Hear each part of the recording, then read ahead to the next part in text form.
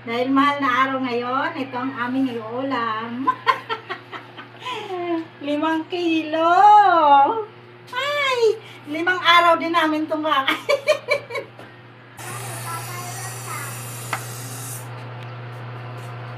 Ay, ano yan, ama? Tingnan mo yung magbibigay atin mo. Banangitan.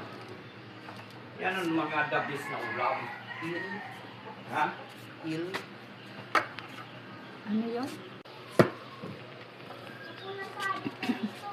Dahil hindi natin kaya, ang aming ama ang magagayat ng malaking, ano yan pang isda na yan? Banangitan. Panangitan daw. Ah, ang kapal ng ano, balat niya. Anong pagluto natin? Adobo at saka gagataan. Adobo daw yan, tapos igagata. Diba dati nagdaing tayo niyan? Lalaki naman mo. Ang lalaki ng kinain niya, oh. Ano yung kinain na yun pa? Pinalatan niya.